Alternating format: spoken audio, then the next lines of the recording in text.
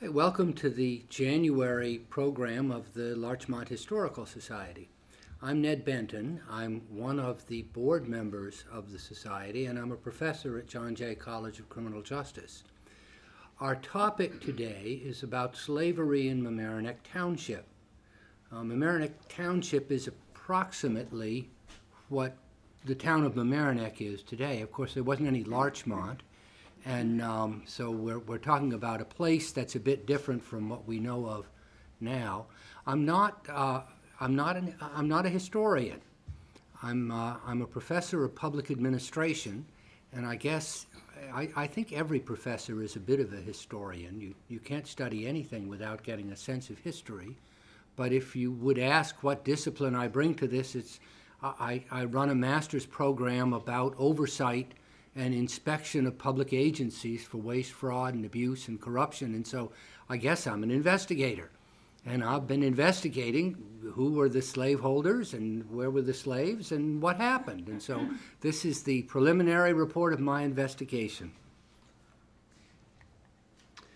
I'm going to organize the report in three broad areas. One is chronology and demographics. A second is the slaveholders. And a third is the slaves themselves. Sources. There's a lot of sources, and I don't know whether you can read this or not, but I'd say there are some important ones that at least I find very important. There's a terrific book by Edward McManus on the history of Negro slavery in New York.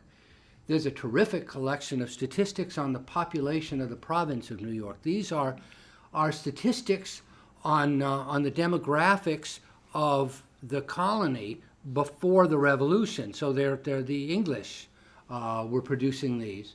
There's the United States Census. There's the Larchmont Gazette, which did an early series, which I was involved in, on slavery. There's slavery.larchmonthistory.org, which is the Historical Society's archive about slavery, and I'll show you a bit of that. This is a website, Slavery in the North. It's a terrific resource. There's the James Fenimore Cooper Society. And we have with us today Judith Doolan Spikes, Judy Spikes, who has several books on Larchmont history. And I've told her that she is invited to raise her hand and to expand on anything, because I usually check everything with her. And if I haven't got it exactly right, or if there's some important thing that people should know, now's the time. It would be great. Feel free to raise your hand. I'm sure you've got it right. Well, time will tell. So if you say that afterwards, I'll be very pleased. Then we're going to be going to Canada because some of our slaves went to Canada. And so the Black Loyalist Heritage Society in Canada and several scholars in Canada have been very helpful here. So the chronology really starts with 1626, when the Dutch West India Company introduced the slave trade to New York. And in 1698, we have our first recorded census that identifies people holding slaves in what we know of as Mamaroneck Township. They were Captain James Mott, William Palmer, and Anne Richbeld. And they were recorded as holding slaves at that time.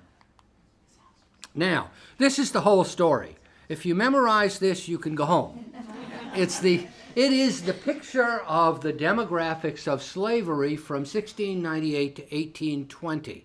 And it's every single, for Westchester County, and it's every single census that I could locate, whether it was the federal government or the British or town records or any kind of records I could find. And so you can see the black part of the bar is free, and the blue part of the bar is slaves, and the numbers on top are the numbers of slaves. And one thing I think you should note, look at this period right here, and we're going to be talking about that a little bit later, but notice that you'd think, well, it's the very top of it, but the numbers are what you'd need to see. The numbers are what are relevant. That's the numbers of slaves. But you can see that there was a jump in the number of slaves here from 1338 to 3430, and that was the peak in terms of the number of recorded slaves in Westchester, and then it goes down again.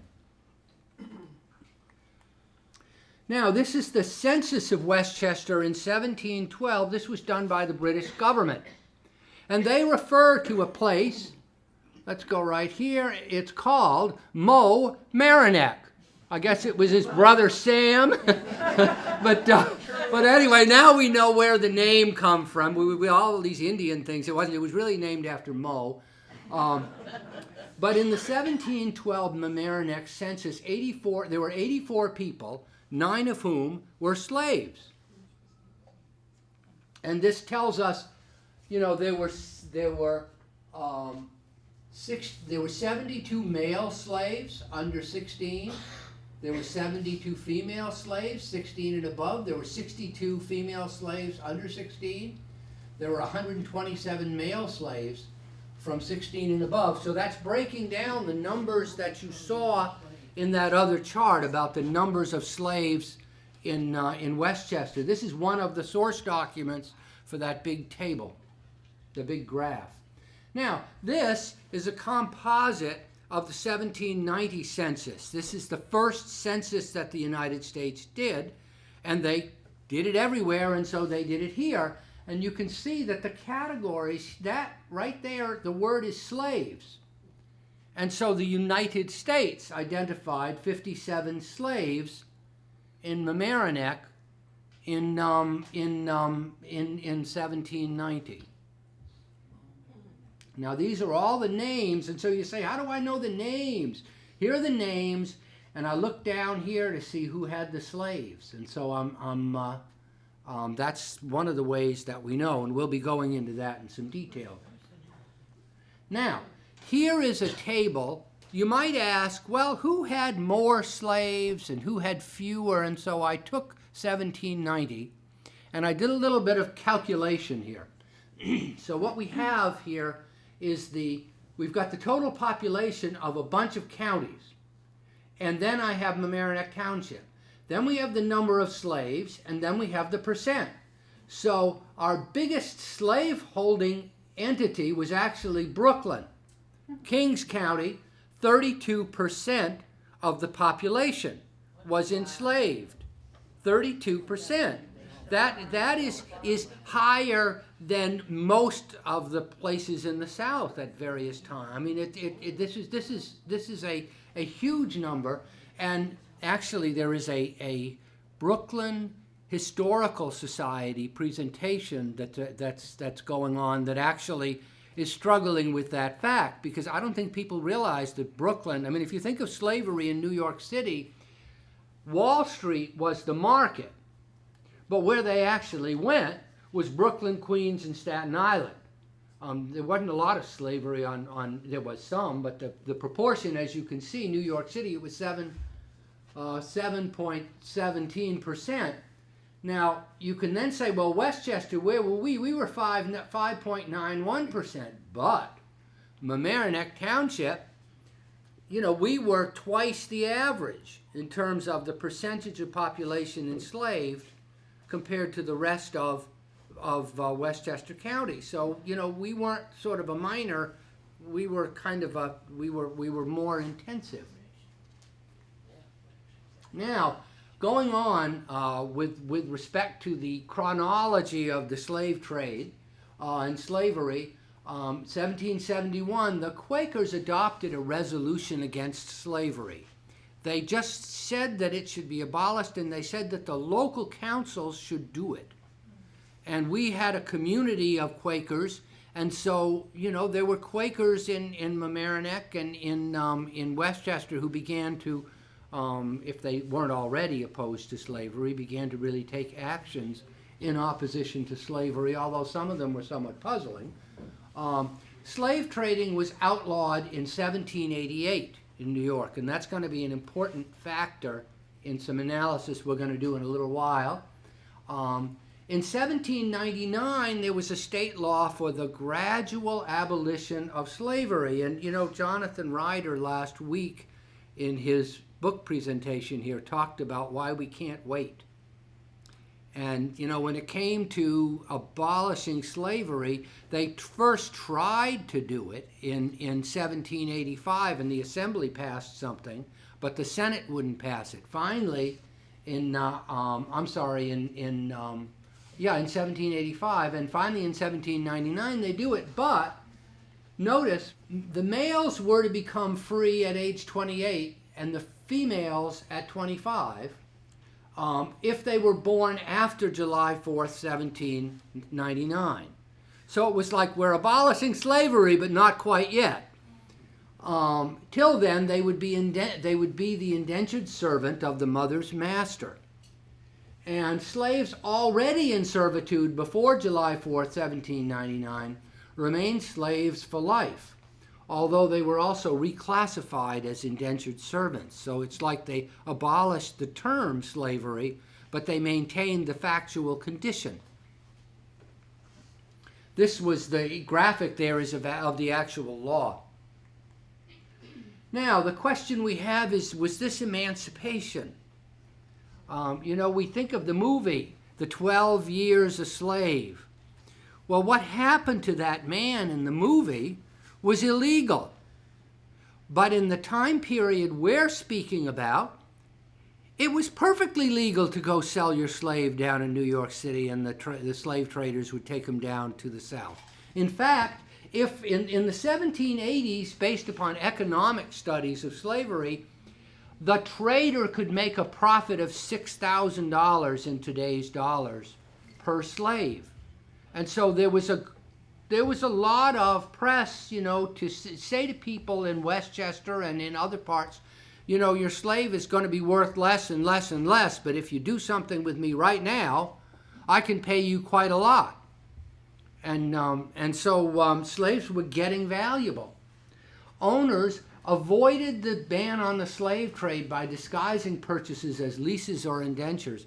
I'll show you a picture of a Larchmont slave who was rented out to someone upstate.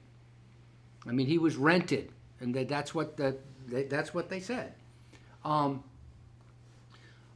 Free blacks were victimized, and the New York Manumission Society rescued 33 blacks from these various kinds of fraudulent schemes and apprenticeships where they were maintained in their condition of slavery. Now, this is a scholar he's a City University of New York professor, and but he wrote a book on the history of Negro slavery, and he thought that in the period after 1800, that there was a decline in the number of black people, and his view was that they were basically being kidnapped or sold either illegally, and they were going down south, and that there was a drain on a lot of slaves. I think something more shocking. Remember that blip in the chart where we saw the increase in slaves and then the decrease? Originally, I thought that must be a mistake. You look at a chart and you see one bar that's sort of out of whack, and you say there must be a typo or something. But that chart, what I did was to try to see, first of all, whether the blip was true for white people, which would be true if there was a mistake, and also whether it was true for some other county or whether someone had made a calculation mistake. So I took Suffolk County. I took on going out towards Long Island. And what we see here is for Westchester, between 1756 and 1771, we had a 156% increase in slaves. There was a 47% increase in slaves in Suffolk. That was a huge increase for a short period. But this was a period in which we also had a 45% increase in non-slave people and a 26% increase in Suffolk. So there was a proportionality to this. And then the drop, if there was an error, why would you have 5% increase in non-slaves and a 64% decrease in slaves in Westchester in this period from 1771 to 1786? And why would you have a 9% increase in white and then a 30% decrease in slaves in Suffolk? What explains, you know, where did the 2,180 slaves go from Westchester in those 15 years? Well, here's the question. Were they freed? No. In 1790, there were only 358 free non-white persons in New York.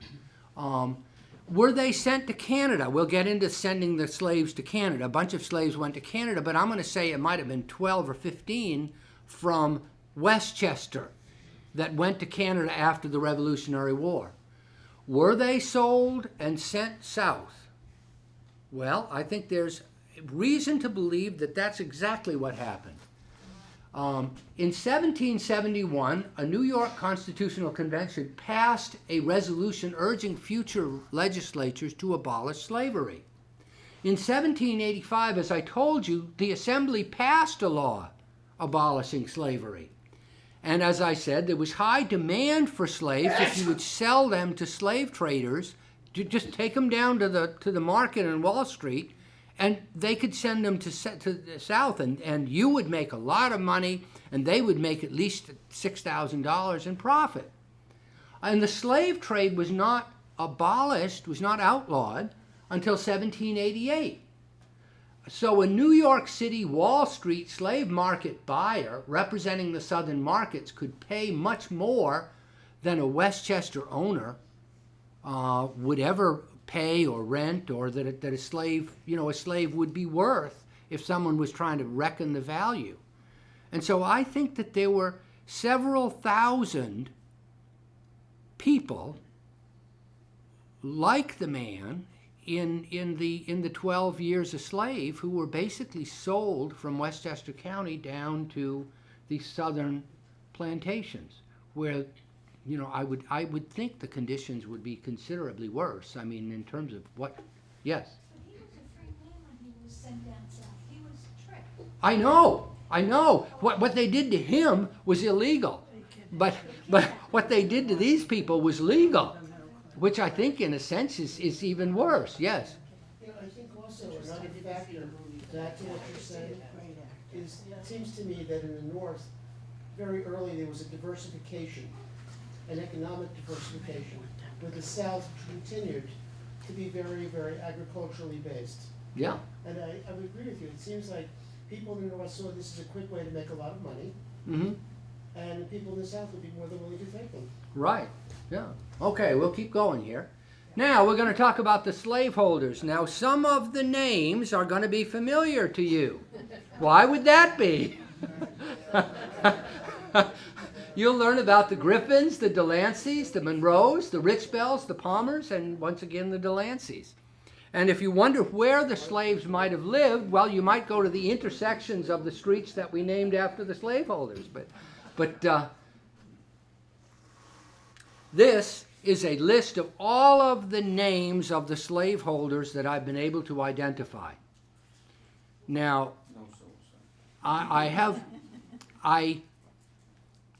there are more names that I'm working on. My investigation is not complete. And my problems are that I have some lists in which they attribute the person to both. There'll be a list of Scarsdale and Mamaroneck together. And I can't figure out which were the Scarsdale people and which were the Mamaroneck people. I have those kind of problems, but they need to be further researched. But we'll look at some of the names. Here's a big one. John Peter Delancey.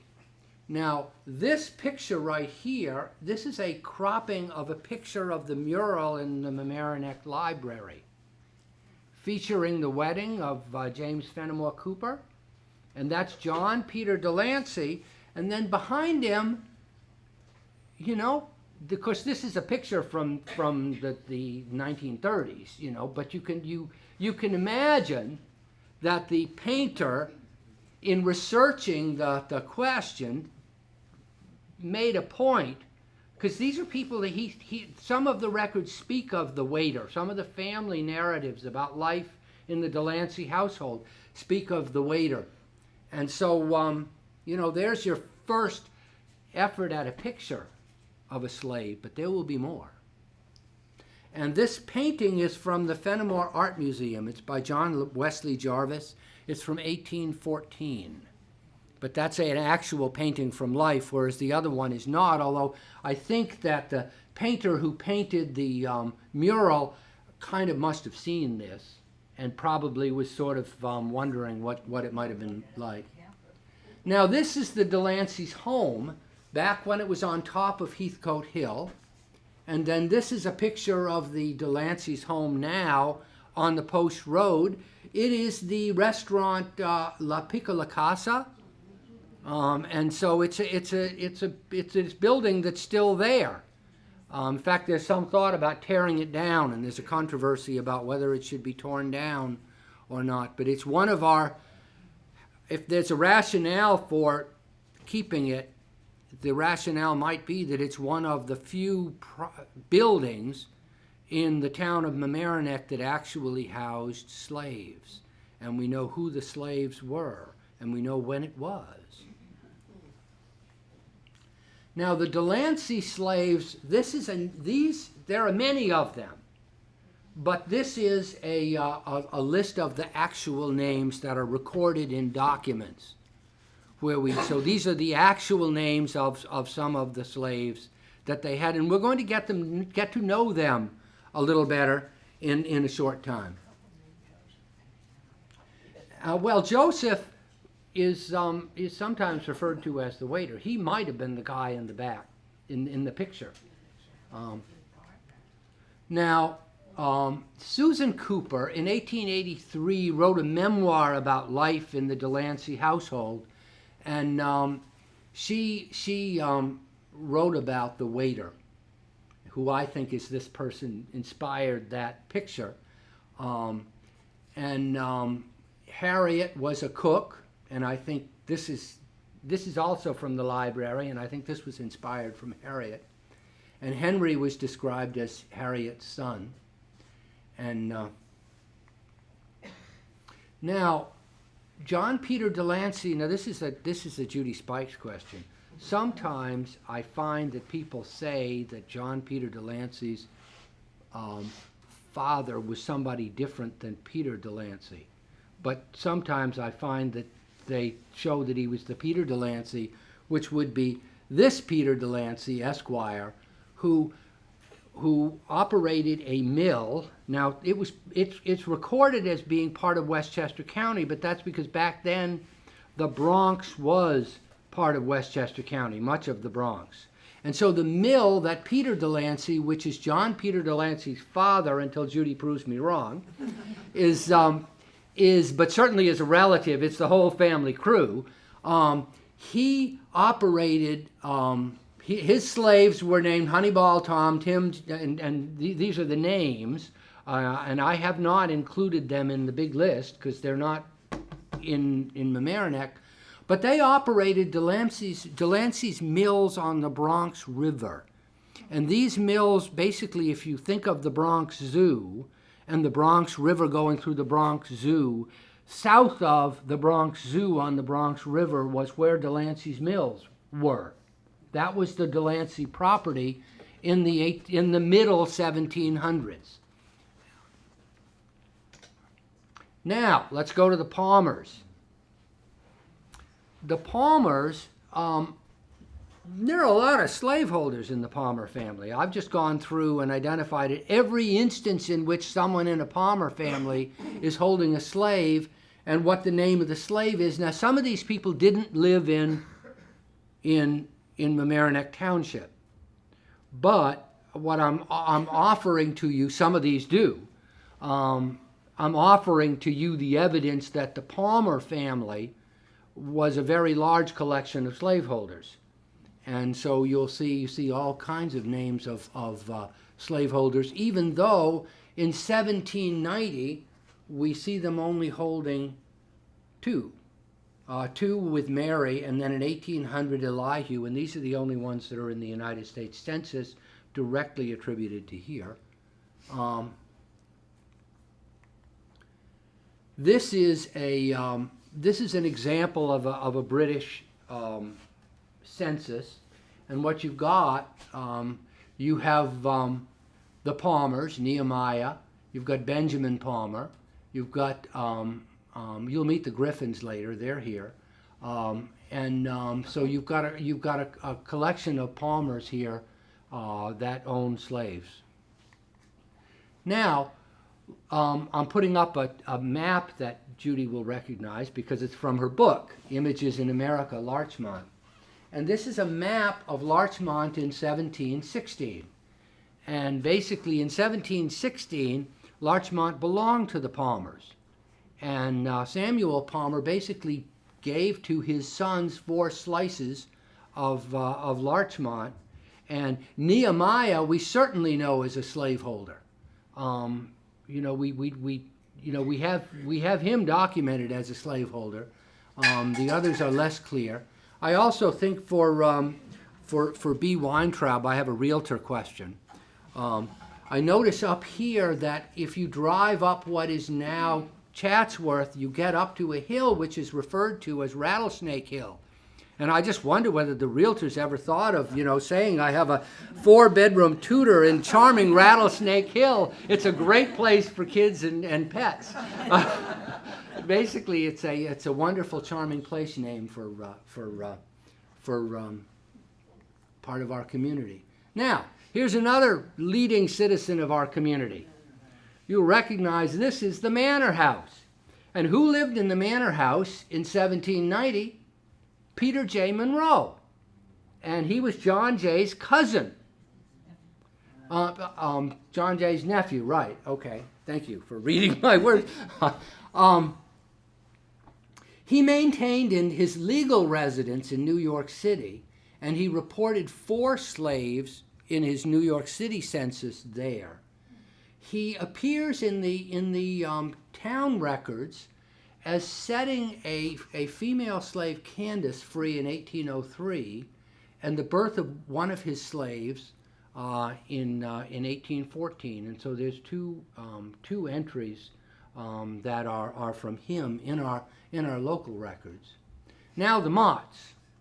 The Mott family is the mill, the Prior Manor, the mill on Prior Manor, and this is another. This is Banjo Billy and Ginny, which are actual images of the actual slaves that lived with the Motts. This was a picture they had on their wall, and probably made by the same person who did this one of Richard Mott. And then this is the house today. This is a picture from Ray at Red Mill, Mary McGahan's book. And you can see it happens to have a black person who I think is inspired by the fact that they had several slaves, even though they were Quakers. Now, it's hard to analyze the slave records of Quakers because the Quakers didn't necessarily believe in all this stuff about the state laws of recording people and all that kind of stuff. And there was an expression called Quaker freedom, in which the idea was that you were free simply because the Quakers chose to regard you so. And that there wasn't any point to setting you free because it did nothing but complicate your life, but you were in fact free because, you were owned by them. You were in fact probably more free being owned by them than you might be if you were set free and then you were kidnapped or whatever. And so there were just different views about this, but there was but right here, what we see in 1810 is James Mott has 3 slaves in the census, in the United States Census. Now, perhaps 2 of them were Banjo Billy and Ginny, who were really grandparents at then. They were family friends, and it just probably wasn't, But furthermore, these are from Judy's Images of Larchmont book. This is the Premium Mill, an illustration. And this is the mill house in 1903. James Mott in 1811 did this in the town record. I, having purchased Joshua Purdy, a Negro man named Andrew, who is about 26 years of age, he has the promise of a person I bought him of, that he should be free at 28 years of age, and as one object I had in view in the purchase was to secure his freedom. I do hereby declare the said Andrew to be a free man from the date hereof, Mamaroneck, 15th of May, 1811. So here, he buys the slave to free him. And so it's an indication that the Mott family, while they were slaveholders, I wouldn't say that they were necessarily in the same category as some of the other families. Now, these are certificates of manumission, and these are town records.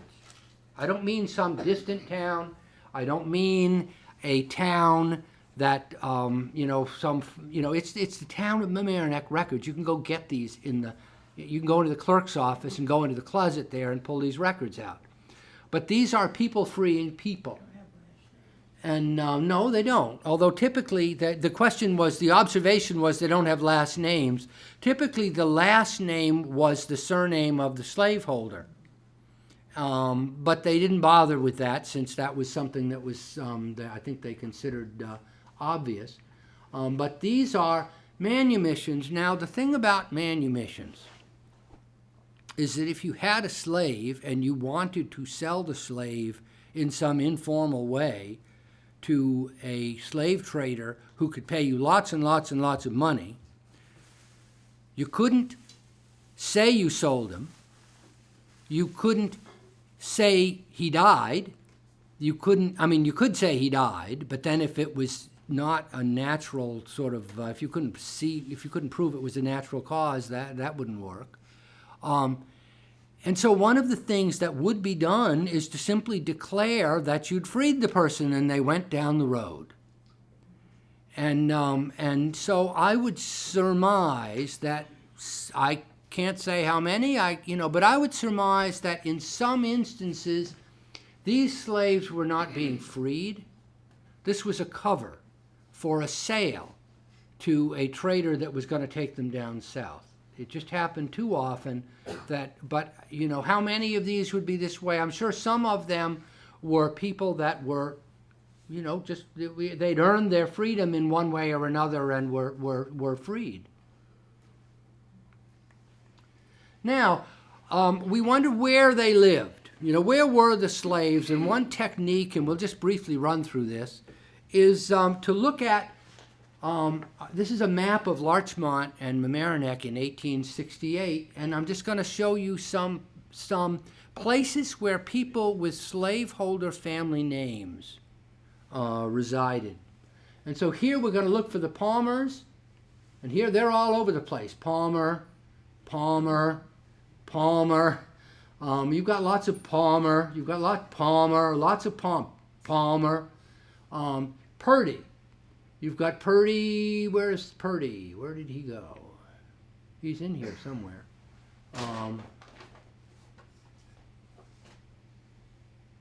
Where did he go? Oh, wait a minute. I think he's over here.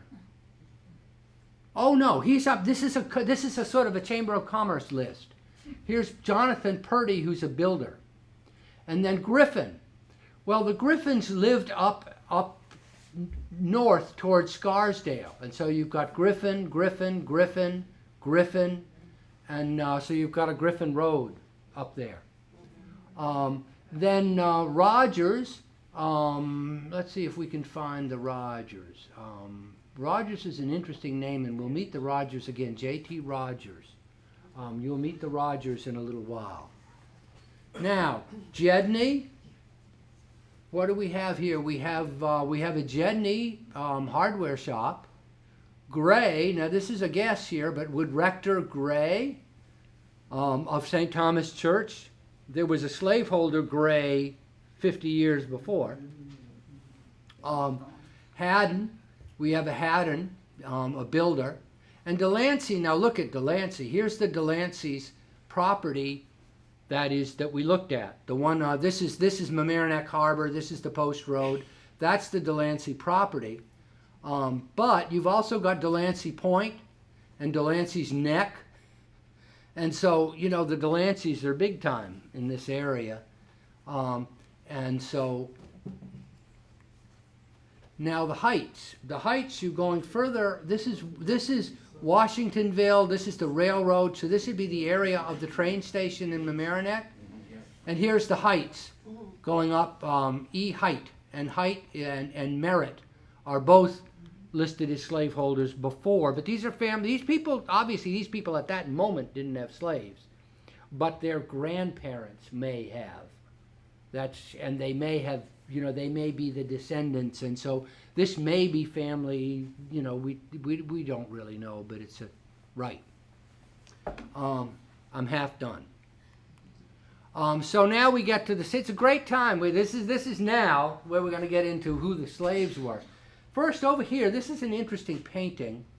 In the Delancey household, there's reference to a picture that included a slave. And at one point in one article we did in the Gazette, we speculated on who the slave might be, and someone from the Fenimore Society wrote us and said, I know exactly, and this is this, and that is that. And we got the whole story. This man is Joseph Stewart, and he is the man. He's been rented to an upstate family. He was rented because they couldn't sell him, so they rented him to an upstate family. But this is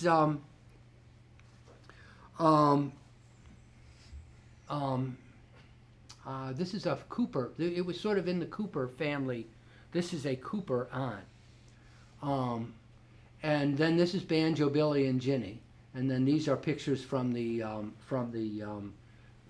library in Mamaroneck. But these are really the surviving pictures that we have of slaves, and two of them are actually contemporaneous. This was a real sitting, and this was a real sitting of two of our slaves. Now, the Historical Society is building a roster of slaveholders. It's slavery.mamaroneckhistory.org. And what you see there, this is the current state of our list of slaves. and so you can see it goes, so I'm not going to try to show you the whole thing, but if you go to slavery.mamaroneckhistory.org, or if you go to the Larchmont Historical Society website, you'll see in our collections, one is our slavery collection. And what we try to do is to aggregate everything that we know on that site. And so everything we know about every slave and slaveholder, we try to put on that site. Now, these are the names of the slaves. These are 60 slaves who we've been able to identify by name in the official record. Now, this is probably, I think, the most, well, a very important and I think meaningful document in our locality. This is the record of black children born since the 4th day of July, 1799. So when they did the gradual emancipation law, it was necessary. Now this is the whole record, and we've actually digitized the record. So this is what the first page looks like, and there are 5 more pages. But that's it. That's the whole record, and we're going to look at it. Now let's go back to that law. The law said any child born of a slave after that time was adjudged to be born free, provided nevertheless that such child shall be the servant of the legal propriety of his or her mother, until such servant, if male, shall arrive at the age of 28 years and female 25 years. So what it's saying is, if you're a woman who's enslaved and you have a child, your owner will go to the town and fill out this register, sign this register, and acquire 25 or 28 years of your servitude under state law. Now,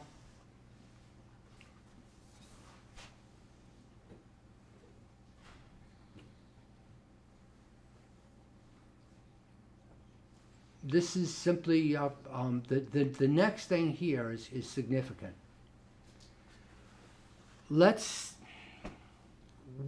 What this says is that if the person wishes to, the person can, rather than taking ownership taking the right to the child, the newborn, can abandon the newborn legally, at which point then the newborn child is considered a pauper and is bound over to the overseers of the poor of the township, which basically means, and then the overseers of the poor then can lease out people who are paupers for service. So, I mean, think of what the position of the enslaved woman is. I can choose to, I can't choose, but two things will happen. My owner will take possession of my child for 25 or 28 years, or abandon my child, in which case, without any time limit, the child is indentured to the government to, and the government can take the child away. I mean, it's a very cruel law, an excruciatingly cruel law. Now, what I want to do is to go through, in the manner, in a sense, I view it in the manner of the way we memorialize the soldiers who died. I mean, this is a document which brings together the slaveholder's female slave, that slave's child, and the clerk of the township in a single paragraph acting to enslave the newborn baby for 25 to 28 years. That's what we're doing here. That's what's happening. And this is a document that exists. If you go to the town clerk, Lynn and I went over and she got it out. It was just in the closet right next to, it's in the records. It's an official record of our government. So here's the first one. This is Gilbert Budd. Now, Gilbert Budd is one of the largest, he has the most slaves in Mamaroneck Township. He's the record holder. And he happens to be the clerk of the township. He's the town clerk. So he's the person who's signing these things. Now he's signing it for himself. He's signing as the owner and he's signing for himself. So he's signing Phoebe. Now here's Charlotte. Now Charlotte is, Esther is owned by Charles Duncan. Duncan basically had property north of sort of where Staples is today. And so this is Charlotte and Esther. And then here's Peg. And this is Edward Merritt taking possession of Gin. And this is Daniel. Phoebe is a slave of John Peter Delancey, and you can see there is the guy. And then he's doing, this is a twofer, because if you look over here, we're going to see Phoebe, or we're going to see Henry. And so he was registering two separate people in the same paragraph. Then here's Sally. I don't know much about William Thompson. And Peter. Now this is Gilbert Budd again, doing it for himself. And here's Sarah. And this, in this instance, Delancey identifies the father also. William. Now this is Duncan again, the one who lives where Staples is. And this is Plato. Now this is a very curious document here. David Rogers is a physician. And David has slaves. In fact, he had more slaves in 1810 than he had in 1800. And so he was you know, if you have more slaves as everybody's getting fewer, you're probably not, you know, doing it because you have uncertainty about what you're doing. But what he's doing here, he's abandoning all rights he has. Now, he doesn't even name the mother. I mean, it's like this creature showed up on my doorstep and I want nothing to do with him. Now, I suspect that, you know, somebody knows who the mother is. I mean, at one point I thought that this was one of the good guys. But I've now come to the conclusion that he's probably not. But it's hard to tell. It's possible that he was basically saying to the mother, your child is not going to be a slave. But on the other hand, you know, he's using the language of the law that expressly says that the child's a pauper and can be taken away. This question is whether he's the father, and I can't answer that. But Excuse me. yes. Who would raise these babies? They were only a year old when they were taken away. Well, they wouldn't be taken. Well, I have no. First of all, this is the only recorded instance I know. And I think that probably they would stay with the mother, and at some point when they could be put out for useful labor, they would be taken away. Which I think would be a point of leverage for the slave holder onto the mother. You know? Let's see, this is Charles. This is another Gilbert Budd.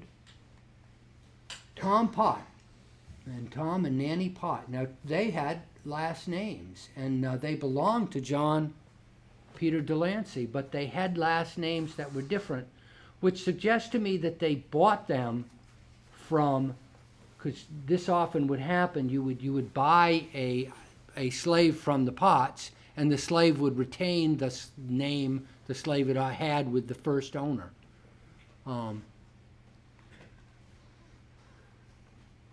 Nanny, this is David Rogers Jr., if you look carefully. This is the son. And so, you know, you have, and David Rogers Jr., notice this, he's now the town clerk. So he's enrolling his own slave. And now here's Tamar Ann by John Delancey. Eliza by Gilbert Budd. Now, I don't think that Jack Purdy was Gilbert Budd's slave. So I just don't know what the story is here, but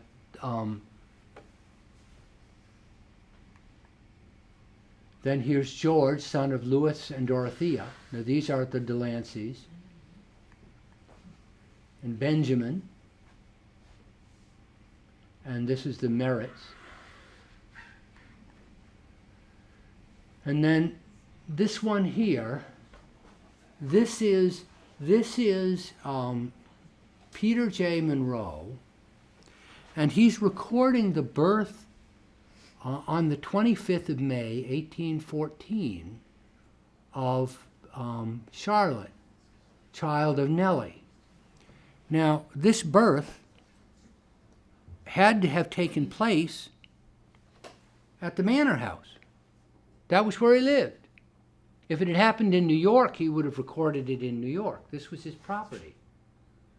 So this is a document that said that there was a baby born to an enslaved woman in the manor house. And then the owner, Peter J. Monroe, registered the baby. I mean, this is... And then here is Anne or Nancy. I always wondered whether it was because he didn't remember the name. You know, oh, it was... But Judy Spikes suggested that Anne and Nancy are... One is a nickname of the other, and so I think that was the better... Now, two more slaves. Yes, 15 minutes to go. I'm gonna make it. This is terrific. Two more slaves. These are some of my favorites. In a way, this is a great story, and in a way, you have to. We'll have to see how it ends. But it's a story about slavery and the Revolutionary War, and all of these things are going to come to mean something in a moment. In the middle of the Revolutionary War, the Brits in 1775 proclaimed that all indentured servants, Negroes, or others appertaining to rebels, of course not if you were already our own, but free and that are willing and able to bear arms, they joining his Majesty's troops as soon as may be, for the more speedily reducing this colony to a proper sense of their duty to his Majesty's crown and dignity. In other words, he's basically saying to the slaves, hey, come on over. If you fight on our side, you'll be free when we win the war, and if we don't win the war, we will assure your freedom. And so 1779, the British commander got around to doing the same thing, which leads me to think that this was a pretty successful policy. So anyway, who are John Cox and Andrew Cole? They are slaves from Mamaroneck Township. And they joined up with the Brits. Now, John Cox was born in about 752 and was owned by Eleazar Godden. Godden doesn't appear in any records, but that's not unusual. There's lots of people whose names didn't get in these censuses. They had numbers, not names. But I think that John Cox might have been sold to Godden, originally been owned by someone last name Cox, and there are some Coxes in this community back then. Andrew Cole was born in 1757, owned by Ben Cole, and once again, thank you, Judy. Ben may have been a relative of James Coles, the Mamaroneck cobbler. Joseph and John Coles also appear in the 1790 census for Mamaroneck, so there's lots of Coles that might have owned him at a point in the past. They didn't have slaves in 1790. But they both joined up with the Brits. Now the war ends, and the Brits have lost. So there's the Treaty of Paris. And the Treaty of Paris, basically, the Continental Congress wanted the slaves returned to their owners. That was the Continental Congress's position on the matter. The Brits, it was George Washington's position. The Brits insisted that they would pay for them. They would pay for them, they would gather them up in New York, and they would take them to various places where they could resettle as free persons. And so there is a document called the Book of Negroes. It's a real book, not many copies. It is the manifest from New York of all of the ships taking the slaves that the Brits bought after the Revolutionary War and taking them largely to Nova Scotia. That's largely where they went. Now, John Cox and Andrew Cole were among the 3,000 black loyalists who were issued certificates of freedom and permitted to emigrate to Canada.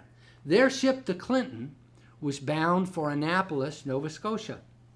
And when we first reported this on the Gazette, that's all we knew, because Nova Scotia had no disembarking documents about them. And so we thought we'd lost the trail. But we actually we visited up there, I did some, and there are historical societies up there. And after a while, I found some people who were actually reconstructing the records of the black loyalists up there, and they proceeded to identify that they had found Cox and Cole. Remember that the ship was bound for, let's see, where I said it was bound for Annapolis. Well, basically it was also going to St. John.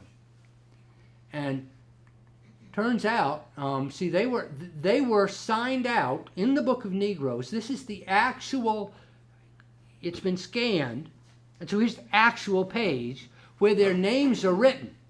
John Cox and Andrew Cole and of Eliezer Garden, Mamaroneck, New York, and Ben Cole, Mamaroneck, New York. Once again, Mo was missing.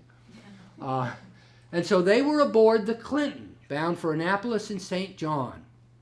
And this is what they were called. He was called a stout fellow. And remember, they're both strong. And I always figured that if they grew up in Mamaroneck, they probably knew about the ocean. They knew they would do okay in Nova Scotia. They would, they would probably thrive there. Anyway, they didn't disembark in Annapolis. They went on to St. John. And Andrew Cole is listed is identified on a list of black loyalists arriving at St. John's. His name appears as Andrew Cole, and he's listed as having a wife. And then anyway, that tells you a little bit more about where they were, but it was an area up there. Now, in 1787, we see a petition to the government, the British government, asking for land for people who are freed slaves. And what do we find but right here, Jacob Cox and Andrew Cole. This is Cox and Cole. Now, I don't, I'll go into in a minute whether John Cox is the same as Jacob Cox. I mean, I think they are, and I'll give you some reasons.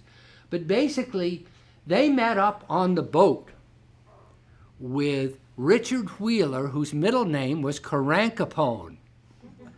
And Carancapone, that was his African name that he gave to himself. And Richard Wheeler was educated, and he was smart, and he was assertive, and he became the leader of this group. And I suspect that this is exactly why Cox and Cole didn't get off in Annapolis. They wanted to stay with Richard Wheeler, with Carancapone, and let him figure this all out. And so Carancapone then explains in this document here that it's rough living. I mean, it really is, but that these people ought to be given slices of land to live on. Now, is Jacob Cox John Cox? And I won't go through all this stuff. You can see it on the website. We'll post this. But there are lots of reasons why Jacob and John should be the same thing, because they're always appearing, John and they're appearing, and Andrew Cole. The names are always together. There's good reason to believe it's the same person. There's also no evidence of Cox or Cole. The other guy didn't get out somewhere. Now, this is a bit about Carancapone. He's a very interesting character. Anyway, there were about 210 black loyalists who sailed with him on the Clinton, and went to the new colony of New Brunswick. Now, what happens? Well, here's the land grant. They get their land. And here's the proof. Jacob Cox and Andrew Cole, right there in the document. They're two of the people who get the land. So they've gotten property. Now, the descriptions, there are lots of descriptions of life up there. Life was terrible. I mean, it was very cold. The land was very rocky. And also, there was a considerable amount of racism. Canada still had slavery. And so here you had all these people who were not slaves, but they treated them like slaves. They didn't want to allow them to come into town. Part of what's explained in Carancapone's little essay here is that if you give them the land, they won't come into town. So anyway, we have the land grant. And then the question is, well, did they have families?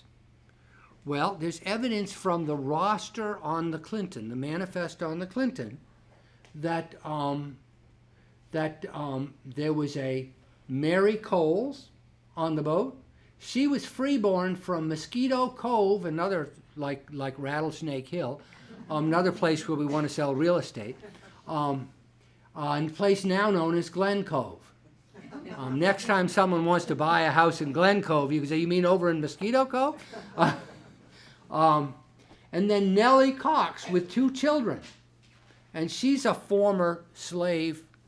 You know, she was owned, and we think, and the historical societies think, that Cox and Cole were met these women during the war, and married them, or got basically they became partners. Now, this is another. This is what happens next, and what Stephen Crane Davidson, who's a scholar in Black Loyalist history in Canada, says, first of all, he couldn't find any other Coxes in this period other than Jacob. But he did find a Jeremy Cox in 1806 who was on a marriage list. And, the person is exactly the right age to be the child under 10 that's listed as the person who came on the Clinton. And so they think that there's good reason to think that this person is the next generation of our friend Cox. But, there's no proof in that the lineage sort of ran out. They haven't, at least this is where they are in terms of what they would understand. Andrew Cole, it's a different story. They really didn't like it up there. They didn't like the way they were being treated. They didn't like the land. They didn't like the conditions. And they saw this ad for free settlement in the coast of Africa.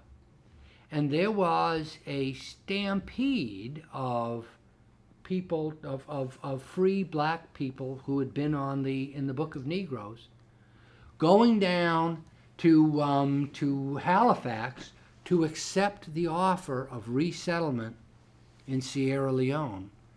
And Richard Carancapone Wheeler and 4 of his friends went the 400 miles to Halifax by foot to accept the offer. This is how badly they wanted to go.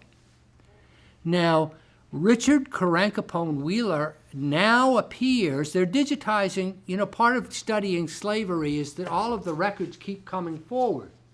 There's a new generation of records every year or two that are being digitized.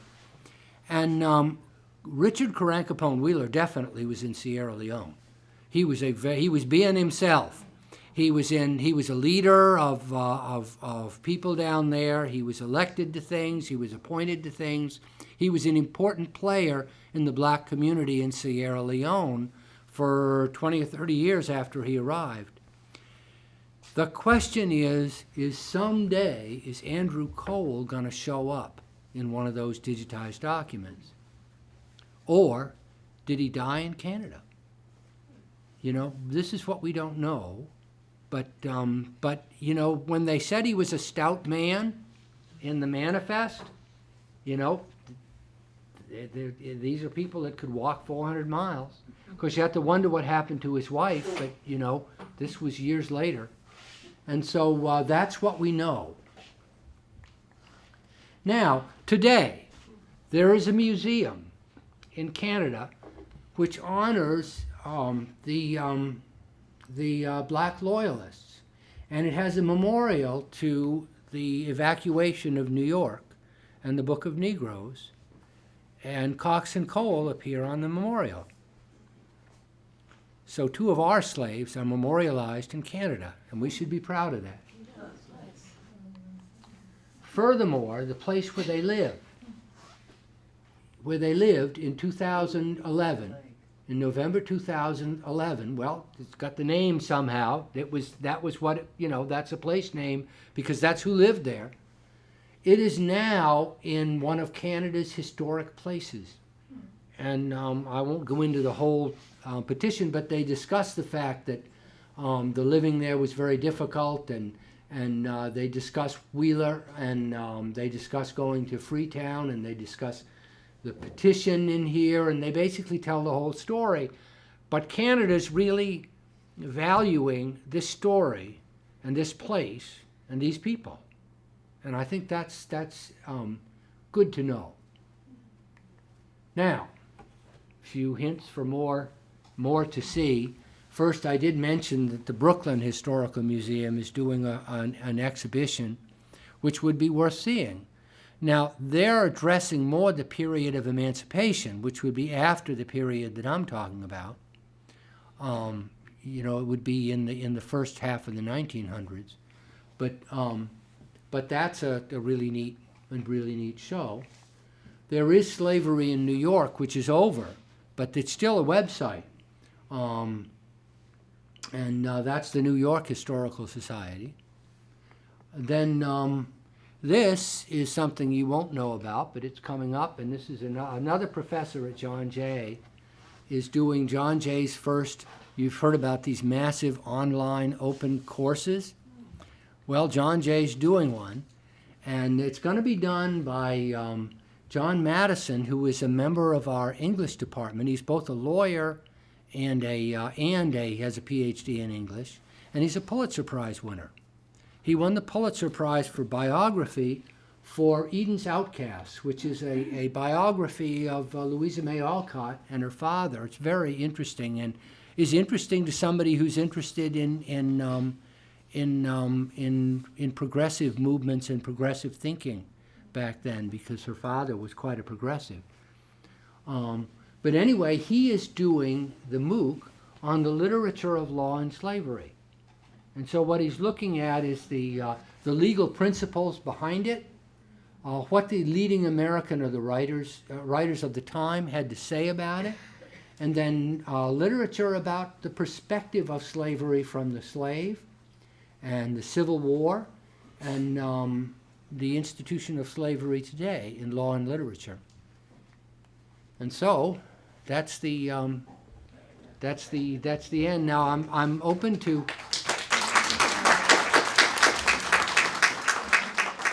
My goal has been to exhaust you of any possible question. But if someone has a question or two, we could do a couple, and then yes. There's a great book called The First Emancipator by Andrew Levy. I don't know if you've read it. I haven't. About a man named Tom Carter in Virginia who had a religious experience. He owned hundreds, thousands of slaves. He was a neighbor of Jefferson and Madison and everything. And he decided that slavery was wrong. And one of the interesting things about the book, it's a fabulous book, but it was so hard to free your slaves. Mm-hmm. It was legally incredibly difficult, especially In the South. in the South. Yeah. I mean, you alluded to that here. It was difficult enough, but it wasn't as though you could just say you're free. Mm-hmm. It was a long legal process, and you had to go to before a judge and get blah blah blah. I really wasn't aware of that. Yeah. I think that's pertinent to what you were saying. Yes. I'd just like to make one comment. I think it's very unfortunate that a lot of the kids in our educational system in Larchmont and Mamaroneck are clueless about the history of this town and the things that you're talking about. I think my own stepson, he's in Rhinebeck. I called to his social studies teacher the idea that there was slavery in Mamaroneck, and he was grateful that I threw him into the website. But there's an incredible amount of history, and kids are totally ignorant, even going back to the early 17th century. Well, in 2008, the question was how does this information come to the schools? How do we educate our youth about this? In 2008, the Historical Society did a program in which the students in social studies at the junior high school helped us, and they they actually assumed the roles of some of the slaves and some of the slaveholders and told about themselves, and it was a wonderful presentation. But we do try to be sure that the history teachers are aware of the resources that we have, and we are. One of the reasons we're doing all this tape recording is that we're going to be streaming this presentation on our website, and it'll be also played on LMC so that it's available if they want a lecture on slavery in Mamaroneck. Here it is. I think that's a good thing, because it amazes me. This area is very rich in history, and the kids just really are totally, they're not exposed to it. And when you talk to them about it, they kind of like, they're No. surprised. Yes, one more. I so hope you'll do another and bring us through maybe post-Civil War, when we have families that are so rich in the history of the African American, like the Yeiser family. I'm sorry, Pete's not here today. There's so much about his story, and he was here long before any of our families ever were, and they were free. And Yeah, you know, I fascinating stuff. would love, the question is, what can we do with, to reconstitute more recent history? And I do think that it would be very interesting to reconstruct some of the family trees. My experience with that is that the only way to do it is to access the people who have the memory, and to do things to capture their memories, because they're the ones that give you the leads as to where to go. Yes? And also for kids, it's very exciting to learn about Larchmont role in the Underground Railroad. Yeah. Because it was very important. I know from the G.B. Spike's work that was really, that's interesting. It is, although there is no tunnel leading to the mausoleum. In case you, the mausoleum was built in the 1870s, so there was nobody to emancipate. But there sure, were but there was stairways an informal, there was an abolitionist movement all across New England, yeah, and New York. One more and we're done. I just wanted to alert people that there was an article in the New York Times in the past week, I think either this past Friday or a week ago Friday, and it's probably about the Brooklyn exhibit. It's Yes. something I've set aside to read. I haven't Yes. read it yet, but I Yes, just it's thought a I'd terrific mention it. article. And they actually make the point about there being 30% slaves in Brooklyn. Yes. Yes, yeah. Thank you. Thank